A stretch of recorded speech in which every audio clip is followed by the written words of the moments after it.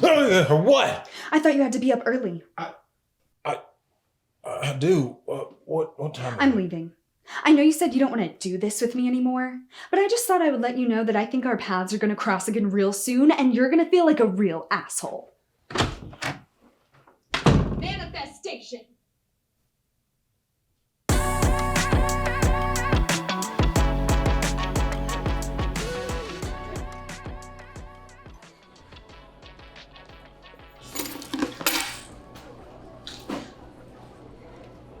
What? This dress looks great on me. Yeah, it looked better on you last night. Can I have a mimosa? Oh, wait, do you have pineapple juice? No. That's fine. Mango? Nope. Pomegranate? Nope. How about like a fruit puree? No. Okay, orange is fine. Wow, I promise that I will not have so many questions. Yeah, no, I just have one. Okay, so when you're making the coffee, is the water that you pour over the beans derived from a fresh mountain stream? I know it sounds weird, but it's like the only water that doesn't upset my stomach. Let me check. She seems nice. What the hell happened to you last night? Me and Steve. Oh God, what did he do? He always has to be right about everything all the time, and we got in this big fight about the meaning of soy boy, and I don't know. I don't care. He said he didn't want to do this with me anymore, whatever that means. Oh my God, are you okay? Well, he doesn't mean that. He won't talk to me for a week, and then I'll reach out and I'll come back. I'm not worried. He's such a fucking prick. His Instagram is so annoying. All he does is post like vegan things on his stories.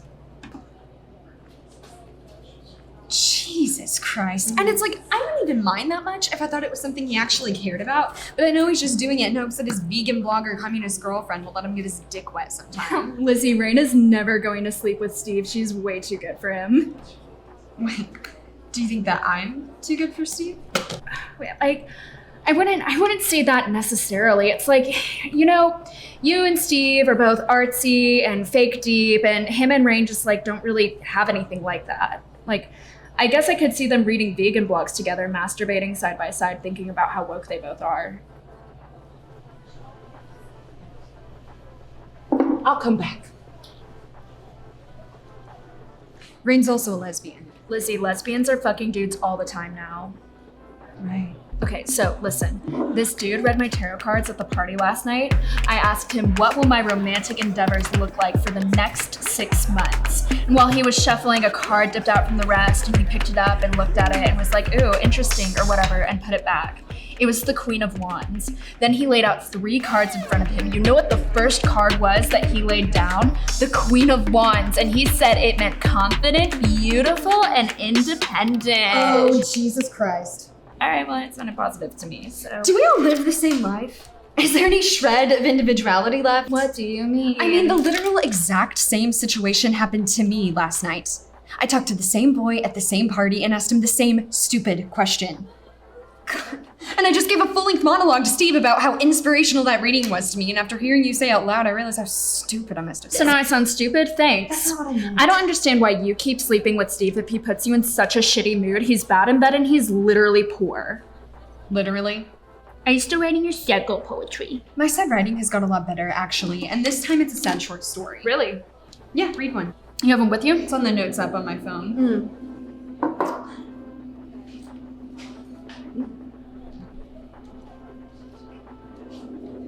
What? Why do you always give your token witty female lead a catchphrase? What? Yeah, the main character always has like a bunch of little witty comebacks, and I think like somewhere in your brain you relate wittiness with having a little catchphrase or something, but it's like stupid. Like in this one, Justine keeps saying negatory, like she's the damn Terminator. People have catchphrases in real life all the time, Heather. I think it makes her more human. What's your catchphrase, Lizzie? So what do you think this reading meant, Heather? Well, at first it thought it meant that me and Kyle would get back together, but then I thought maybe I'd find somebody new. But the guy doing my reading was like, no, go with your initial thought. That's what the spirits or whatever want you to believe. So I'm definitely getting back with Kyle. I've already tasted him. Lovely. I've really missed going to his art shows that are always conveniently located in some hipster trash cafe. My show is located at some hipster trash cafe.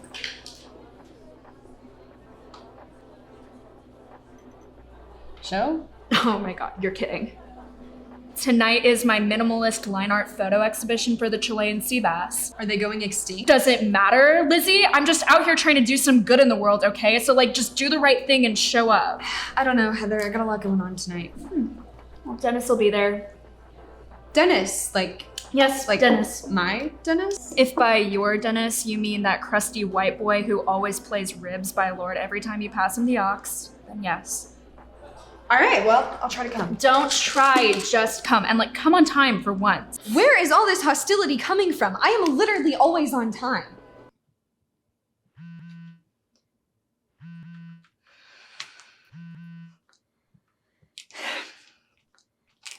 Hello?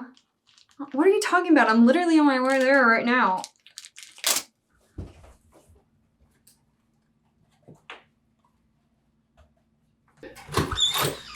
Gina! Knock knock, bitch. Fake plants in your window look fucking stupid. Are they supposed to be succulents or what? I don't know, they're Heather's. Just tell her to get rid of them. They really fuck up the feng shui. Yeah, it's really nice to see you all, but I was actually on my way out. So. Yeah, where are you heading? You look like a real housewife. Which one? The slutty one. They're all slutty, Gina. No, it's a good look. What time is the carnival cruise? Did you punt your phone across the Atlantic or something? I've been trying to call you all damn day. Yeah, I lost it. You lost it? I dropped it in the toilet, actually, with a tampon. Like a really bloody tampon. You're such a fucking weirdo. Why have you been calling anyways? Joe died. Joe? Like, that Joe? Yeah. Ceremony was a couple days ago. I just found out last night. Oh.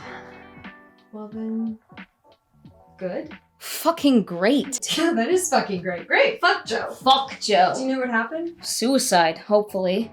I thought that old bastard was never gonna die. He was one of those ancient motherfuckers that still wore pink earrings. You should wear that dress when your daughter gets married someday. Oh my god, you're so right. Pink earrings are a surefire way to tell when someone's only got a few years left. Is your mom okay? Negatory. She's a fucking wreck. Which honestly makes this situation so much better. Not only did Joe finally die and go to hell, but I get to watch my mother in misery. What? Was that too much? Because I could honestly say worse. No, your mother is a bitch. It just sounded so awful when you said it. But sometimes the things she says are just so atrocious. I mean, and her voice has to make it so much worse. She has to have like the deepest voice I've ever heard a woman have. She's 4'11" and filled with nothing but hate and low voice resonance. So low. Gina, you're dressed like a damn whore. Oh my god. By that time she said, I impress the hell out of myself sometimes.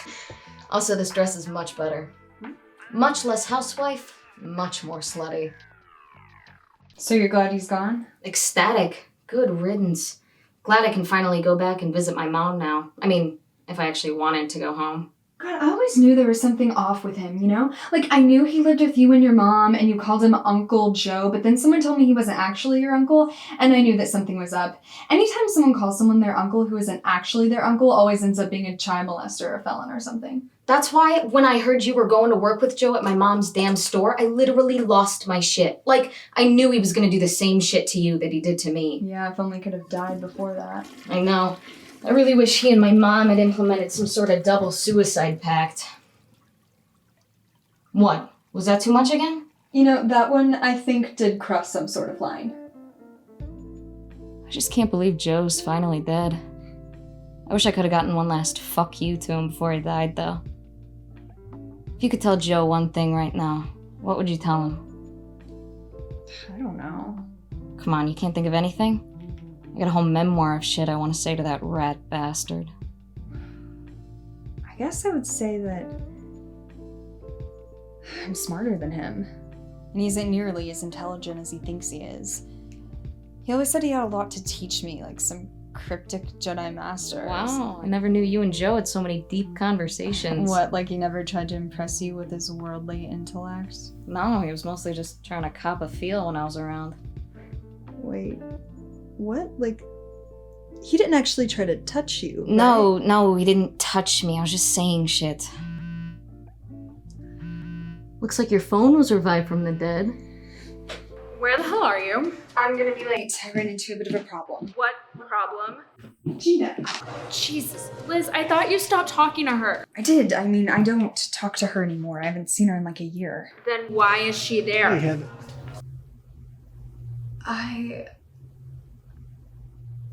Probably heard about my fundraiser for the Chilean Seabass, and now she's trying to score herself a ticket. You can't let her come, Lizzie. I don't think it's gonna be an issue. You know why I hate her, right? Yes, I know. She tried to fuck my dad. She kept bending over and stuff in front of him. It was disgusting. Heather, your dad looks like Red Foreman from that 70s show. No, he fucking does not. My dad is a very attractive man, and Gina would be lucky to have him. Any whore. Looks like Dennis just walked in. Get rid of that bitch and get your ass over here.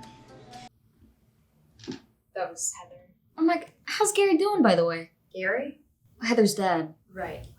She was actually just calling to see if I was on my way. Oh yeah, you never told me where you were headed. Heather's having a fundraiser for the Chilean Seabass. Are they going extinct? I guess. Well, you're fucking welcome for getting you out of that shit. It's time for our revenge pact. I want to do this bitch, like, tonight. Wait, what? Come on. Don't bitch out of me now. We said we were really gonna do it. I don't remember anything about a pact. You seriously don't remember? I mean...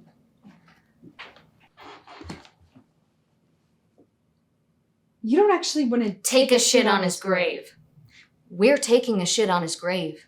Well, actually his urn. They decided to cremate him. I stole it from my mom's living room. Apparently, he had no actual family members who wanted his ashes. You know we can't do that, right? Like, that's funny to think about, but we can't actually do that. That guy was a fucking psycho creep. Okay. Okay, so psycho creeps get shit in their urn. Okay, but if we all took shits in every psycho creep's urn who made us feel uncomfortable, then there would literally be shit in every dude's urn. Every dude's urn would be shat upon. Negatory. Not every dude reaches up your skirt at the dinner table. You keep joking about shit like that, and I really can't tell if you mean it or not. Did he really touch you? No, he didn't touch me. I'm just saying shit that he would like say he wanted to do. No, he never touched me. He didn't touch you though, right? No. No, never. You're not lying, right? No, quit fucking asking me that. You know me, I'm not fucking scared of him. I would have told somebody if he had. Had that asshole sent back to prison. You can't send someone to prison just for being a creep, so I never said anything to anybody, so my car's outside, so we can just go whenever you're ready.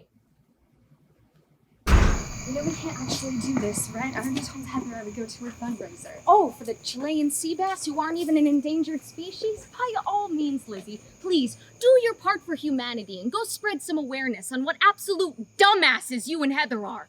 You know, that's the fucking problem with people like you. You're always looking for some cause to support, and yet when real life slaps you in the face with an opportunity to dish out some goddamn justice, you're too fucking scared to do anything. Jesus Christ, Gina, calm down. I'm not taking a shit in Joe's urn. That's disgusting. I really don't see why you're on his side right now. I'm not on his side right now. But I really didn't feel like you were on my side when you didn't talk to me for a whole year after it happened. Because that made me feel like it was somehow my fault.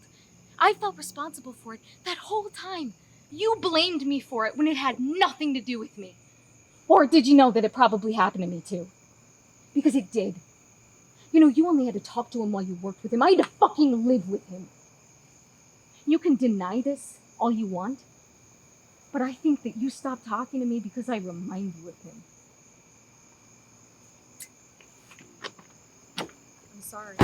I'm glad you're sorry, Liz. What the hell are you gonna do about it? I don't know, Gina. There's nothing I can do. You're wrong. You can take a shit in his urn with me.